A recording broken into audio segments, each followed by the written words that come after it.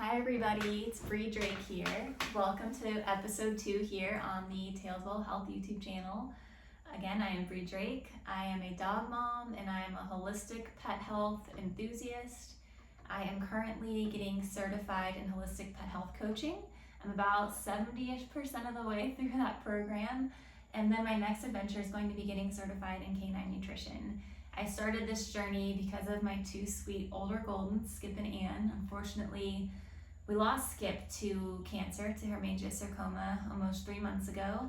And Ann, you might be able to see her a little bit here, she's 12 and a half and she has oral cancer.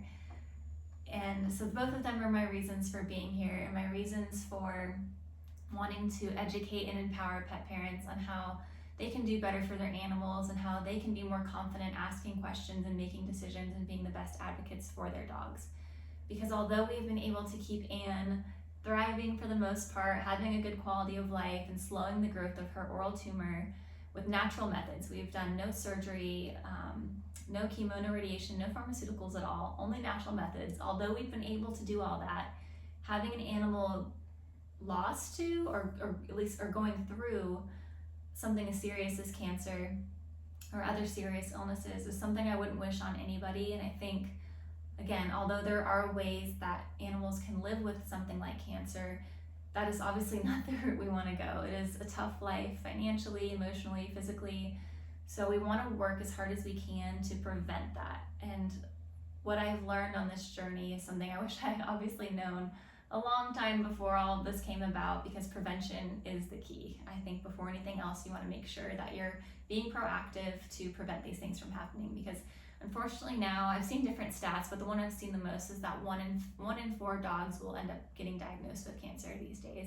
And that number is growing. That percentage is getting worse and worse. And it's because of a lot of things. There's some part of it's genetic, but you've probably heard this before. Genetics loads the gun and environment pulls the trigger. There's so much more in our environment now that we can control to help them thrive and help them maintain healthy cells and a healthy immune systems, that they're not falling victim to things like cancer down the road. And one of the main things we can do is reduce toxins, reduce their toxic load. They are assaulted day in and day out with all kinds of toxins because of convenience, essentially, from things in the air, in the water, in your yards, in fields, in the medications we're giving them. And that's the topic today: natural flea and tick preventative alternatives. So most of us, and this is something I was doing before I knew better, give our dogs some kind of oral chew either monthly or every 3 months to help protect them from fleas and ticks. And how those medications work is all of them contain neurotoxins, and those neurotoxins get into the central nervous system of the fleas and ticks when they bite your dog, and it paralyzes and kills them. The problem with that works great, it kills the fleas and ticks when they bite my dog, but if you think about it, that chew is going into your dog's mouth, so it is also poisoning the host, which is your dog. And those toxins are getting into their bloodstream, which is how they kill the fleas and ticks, and into their tissue. And then it causes damage to them. It causes immediate side effects in some dogs. And then obviously from the repeated use of them getting them monthly, several times a year, can cause long-term problems as well, mostly on the neurological side. So that's one strike for these flea and tick meds. And unfortunately, I believe anytime I've gone to the vet, and I've been to a handful of different vets over the years, that is the only option you're presented with, is a chew. That is what they suggest is the best line of defense against flea and tick infestation. And it's unfortunate that this is their only recommendation. And it's also unfortunate that they do not discuss any of the risks with you. They don't discuss whether or not your animal is even at major risk for flea and tick problems. And they don't discuss what the risks are of giving these medications to your dog. But in their defense, the warnings on these medications are clear. They're not hidden. your vet should be discussing them with you, but I don't think they're legally required to. So it is up to us to have read these. It's in all of the warnings that there are neurotoxins, and it lists all of the potential side effects. So it's there. You can look at it on their websites, on the packaging itself, on the inserts, it's all there. And I never read these or questioned these. We can't assume that because the vet is telling us to give it to our animals that it is safe, because very clearly, as stated on the labels, it is anything but safe to give our dogs, and definitely not safe to keep giving them every single month or every 3 months. So they're very dangerous, and in addition to that, they're not letting us know what the alternatives are, and there are a lot of natural alternatives, especially if it's a time of year where flea and ticks aren't as active, and if mosquitoes aren't as active. And some dogs they just live in areas where it's really not that big of a deal. So we could be easily getting away with using a less harsh approach. Another issue with these drugs is that they don't actually repel fleas and ticks. So I believe that a lot of us are under this impression that our dogs don't have any fleas or ticks on them because they're taking Bravecto or Trifexis, and that's why we're not seeing fleas or ticks. Well, no, actually, you're not seeing the fleas and ticks because maybe they're not as at risk as you think, because those drugs do not repel. The only way they're effective is if the flea or tick is on your dog and bites them. Again, that is the way that they are killed, and that's the way that they are controlled. They're not going to be infested. So that's something to consider. How many times have you actually seen fleas or ticks on your dog since they've been on these medications? And that'll give you an idea of what the risks are, and you could pay attention to the time of year as well, because seasonality is very important. Even if you do find yourself in a situation where maybe these natural alternatives aren't offering the convenience you prefer or not as effective as you would like to see because you are in a very high risk area, remember to only use them during peak times. For instance, I think in general, fleas or ticks are going to be more active in the warmer months. That doesn't mean that they're not active in the colder months, but they will be more active in the warmer months. So that would be the time of year where I would give them 1 or 2 doses. And this is the same for natural preventatives or natural alternatives as well. You don't want to do it year round if you don't have to. And then for heartworms especially, heartworms can only be transferred from dog to dog by mosquito. A mosquito has to bite a dog that has been infected with heartworms and transfer that larva to another dog, a healthy dog, by biting. And how many times have you seen mosquitoes biting your dogs? It's a rare thing. It can happen, but most of the time dogs aren't as susceptible to mosquito bites because of their fur. But it can happen, and it's only when mosquitoes are active. And let me read this stat to you. I was gonna try and just say it from memory, but I always mess it up. Hopefully I have it here. I actually don't think I have it here, but mosquitoes, let's see if I can do this. Mosquito larva is not active or not hatching until the temperature in your area has been above 57 degrees for 3 consecutive weeks. And I'm gonna have to fact check myself on that, but it's somewhere in the 50 degrees range. I think it's 57. The temperature has to be above 57 degrees for 3 consecutive weeks in order for the larva to be at a point where they could be transferred dog to dog. So I wouldn't be worrying about heartworm prevention until, maybe a week or 2 before that. And then I would treat them maybe once or twice for heartworms, however you decide to do it, naturally or using the chemical chews. I made them sound really bad, but they are really bad. But if you have to use them, don't use them minimally. Use them only as needed. I think that's where a lot of people get into trouble, is they follow the instructions on the label, and those are just kind of a one size fits all approach and more of a guideline. But you have to know your area, know what your dog is more susceptible to, know what impact seasonality has, and just give them what they need during that time. So instead of giving HeartGuard every month for 12 months, you would maybe only give it like once or twice during the summer months. So that's something to consider in a way we can minimize the effects of those drugs. Let's see, what else did I want to cover? So let me make sure I said everything I wanted to say about, neurotoxins. They don't actually repel. We want to pay attention to seasonality. I think I covered everything I wanted to cover about the bad sides of using those chemical oral flea and tick preventatives. The topical preventatives obviously aren't going to be quite as dangerous, but they can still impact your dog negatively by breathing it in. If they lick any part of their body that's got the chemicals on them. The flea collars are dangerous too, so close to the mouth. They could fall off, dogs can chew them up, and they're just full of toxic chemicals. There's so many better natural alternatives. And the other problem with those topical treatments is that they leach into the environment. They end up in our water, harming aquatic wildlife and other wildlife.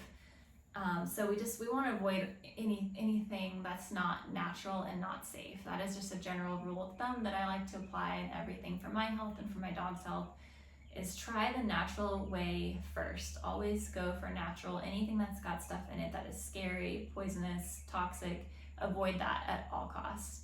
So we don't want to use those topical methods as well. Now, some alternatives for flea and tick. There are a whole bunch, and you have to just use what works for you. First and foremost, this is the foundation of health in dogs for so many reasons, but a fresh whole food diet. I'm going to be saying this in every video, because if that is the one thing you can manage to change, that would be the most beneficial. And in this case, it is beneficial because a dog that is fed a whole food, fresh diet is going to be less attractive to pests. So in a case where you are feeding kibble, your dog is going to be more attractive to pests, and some of these alternative methods, you're probably going to have to work harder at them or try several before you find one that works, and they might not be as effective as you want them to be. So if you do start with a dog that is on a healthy, whole foods, fresh diet, they're going to be less attractive to pets, and that's going to make all of these natural methods easier to apply with less frequency, and just it's going to work out better for you and for your dog. So start with the fresh whole food diet if you can. And then some of these methods, I'll tell you what I do for Anne. So I have not given her any oral flea and tick meds since sometime last year. It's been a long time. So nothing for this entire summer, this entire warm season in South Carolina, in the southeast where fleas and ticks are prevalent, and mosquitoes. She has not had any chemical preventatives. The only thing I had done for her is at the beginning of the summer, I was using rose geranium essential oil, and I was putting 1 drop at the base of her tail and 1 drop between her shoulder blades. And this is a method I learned from reading an article by Dr. Judy Morgan of The Naturally Healthy Pet. And this worked really well and made her smell great. I would apply 1 drop at the base of her tail, 1 drop between her shoulder blades, and I would do that every 2 to 3 days. And then the other method I employed for a little bit, and still do now, is giving a clove of raw chopped garlic and putting it on her food. And I do that 2 to 3 times a week. And that has been all that we have needed to keep her flea and tick free. I've not seen a single flea or tick on her this entire summer. I mean, granted, she's older and doesn't really travel into the woods very much, but we do live on a bunch of farmland that's surrounded by trees and woods and tall grass, and she's always romping around and nothing. And I think I covered this already too, going back to the fact that those meds don't repel ticks. Again, if you're giving those harsh chemical chews and you're seeing a flea and tick here and there, and it's no infestation, then chances are you're going to be perfectly fine going a natural route, because your dog is obviously not at much risk. You're not seeing it. Those meds don't repel. So if you're not seeing a lot of fleas and ticks, that means your dog's just not exposed to as many as you might have believed. So garlic, the rose geranium essential oil, and then I do have the Kin & Kind. Kin & Kind is a great brand that has a whole line of products. I have their flea and tick shampoo, because if you ever do happen to have an infestation of fleas or see fleas on your dog at all, that is a great shampoo to use to help rid of them and get ahead of it before there's any major problem. But they also have a flea and tick spray. So if there was a time back when Skip was still alive and we were gonna go trekking through the woods or through some tall grasses, I would just spray them down with the Kin & Kind flea and tick spray before going outside, before I knew I was going to go into areas where we might pick up more fleas or ticks. Of course, never really did. And yeah, so it was effective. So there's all kinds of essential oil sprays out there, Kin & Kind, Wondercide. I haven't used Wondercide myself, but I've seen others using it and it's a great option. You can make your own DIY sprays. I know the Forever Dog Life book in addition to a DIY flea and tick spray, has all kinds of great DIY recipes for non-toxic cleaners and other household things. So I would definitely look into getting the Forever Dog Life book to work hard to get some recipes that can help you reduce toxic load in your house, in addition to just the flea and tick spray. There's different herbal powders that you can put on your dog. There are something called like an amber collar that helps to repel fleas and ticks. I'm trying to think. And beyond that, you can treat your yards. So you can get, I struggle to know what these are called, like this industrial like backpack, or even just, you know, get a cheap one off Amazon that sprays your yard like you would spray weed killer, pesticide. Don't do that. Or if you're going to, use a safe natural option. But this works for preventing pests in your garden, as well as preventing pests from being in your yard that can get on you or your pet. You could spray your yard with diluted cedar oil or peppermint oil, lavender oil. You can plant lavender, plant rosemary, plant lemongrass. All of those things help to make your yard less attractive to pets and less likely to get on your dog. So you can manipulate the environment as well to make sure that you're keeping your dog protected. So all of that might seem like more work. It's slightly more than giving your dog a chew once a month or once every 3 months. But really, I mean, for Anne, I'm just doing that 1 drop of oil every 2 to 3 days, and then giving, you know, chopping up a clove of raw garlic 2 or 3 times a week and adding it to her food. That's not every meal, that's just 3 meals a week, and it's very easy and it's been so effective. You can also purchase nematodes, which are like a living organism that you can spread around your yard that eat the eggs and the larvae of fleas and ticks. Chickens and other types of poultry feed on the eggs and the larvae as well. I wish we could have chickens, but we can't. Side note. So there's lots of great ways to prevent fleas and ticks. And of course, if your dog does get a tick on them, simply remove it, pull it off, and you can clean that area with witch hazel. I actually had this year, I had a tick on my shoulder, and I'd always just pulled ticks off and never really thought twice, but it got infected. I didn't get a tick-borne illness, but it got really infected. So I learned that they're pretty gross. So you at least want to clean it with some witch hazel or hydrogen peroxide, something like that. I generally go for witch hazel. And if you're really, really worried about the tick, there is something, I have it in my notes, I think it's called tickcheck.com. And if you are really worried for some reason, when you live in an area where there are tick-borne illness, and it's a type of tick that carries severe tick-borne illnesses that could impact a dog, you can save the tick, and you can follow the instructions at tickcheck.com and send that tick off to be tested. They'll run tests and let you know whether or not that tick was carrying a serious illness. And there's also a podcast that I'm going to link in the notes for this episode as well, on Vital Animal by Dr. William Faulkner. And he has an interesting episode where, gosh, I can't remember the gentleman's name, but he interviews someone that had been doing studies on whether or not Lyme disease negatively impacts dogs.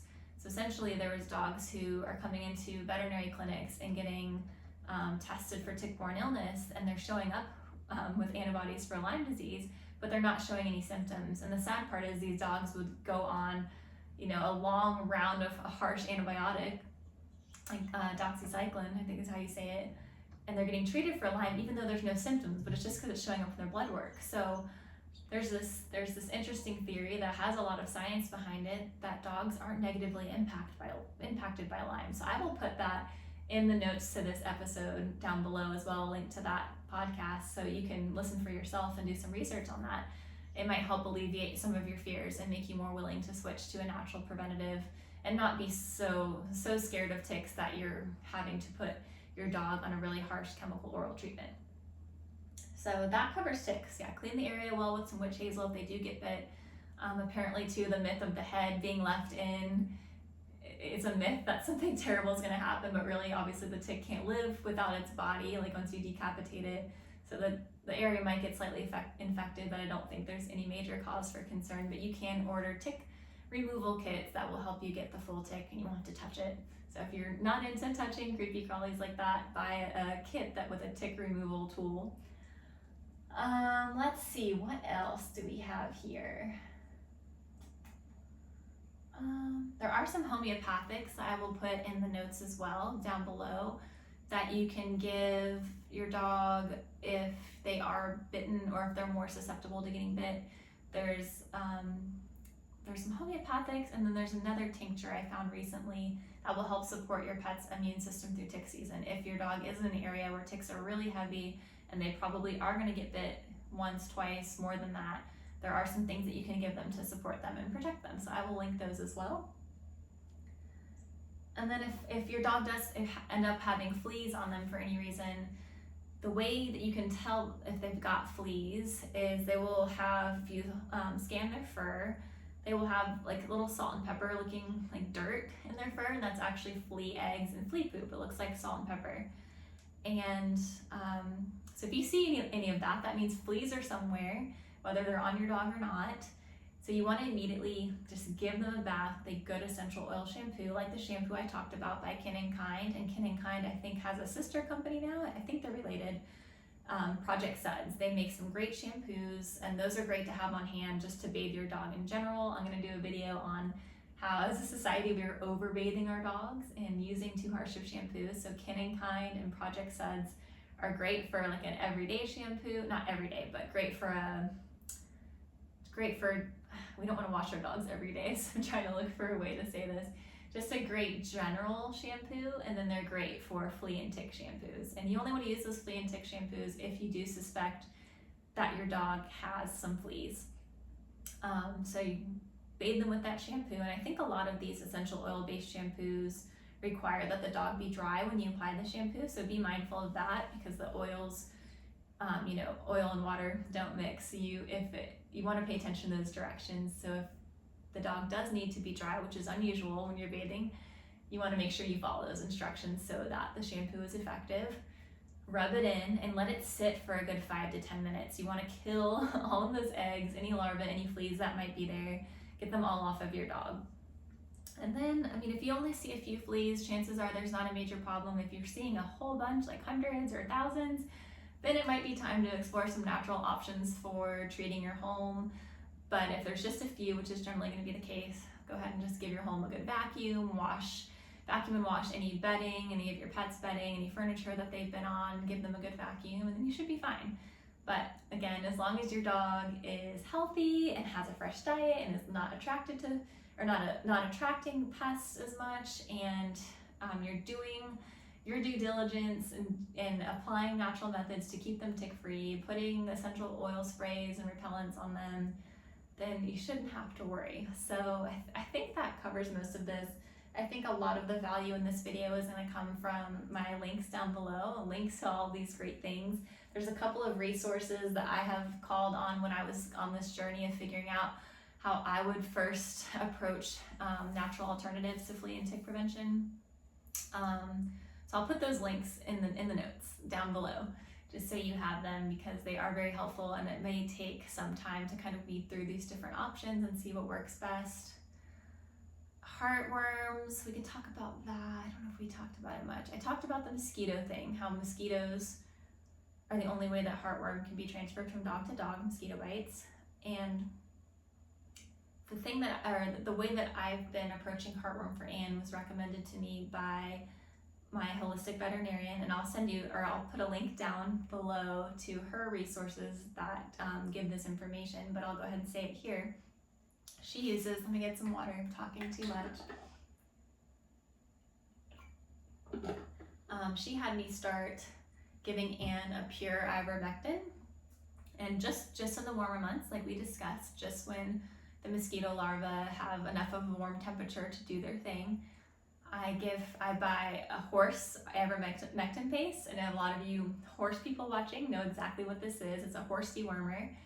It's ivermectin. So a lot of those meds that we would get at the vet contain ivermectin, but they contain a lot of other pharmaceutical ingredients as well. So we want to make sure we're not using those.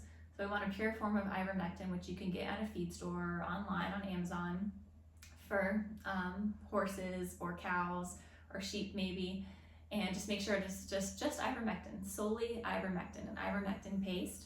And the syringe you can dose based on weight, and it's going to be like 1,000 or 1,200 pounds total. on this syringe, so you want to give a very small amount based on your dog's weight. And just put a little on your finger, put it in their mouth, or put it on their food. And for Anne, I do that once at the very end of spring, right before summer starts, and once again midsummer. And then let me make sure I get this right, for heartworms, you want to get them heartworm tested about 6 months after the active time of mosquitoes. So that would be in the spring, because, let's see, yeah.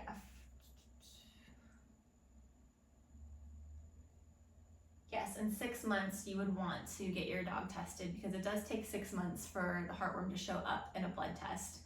So at that point you would treat them if they were there. Most likely they won't be, but that is just, to make sure everything's covered and everything's working effectively. You would just test in the spring. So all of that being said, the most important thing we want to go home with is to keep your dog's immune system strong, give them the best nutrition you possibly can, and all of this is going to go a long way in keeping them heartworm free, flea and tick free. Just keep them healthy, keep them strong, and they should be able to handle anything that comes their way. And if you have questions on this, you can write it in the comments below, reach out to me on our website at tailswell.com or on Instagram at tailswellhealth. Thanks for listening. I'm kind of all over the place today, but that was a heavy topic to cover with a lot of information, and I hope it was helpful to y'all. Again, lots of resources down in the links, and I'll see y'all next week. Bye.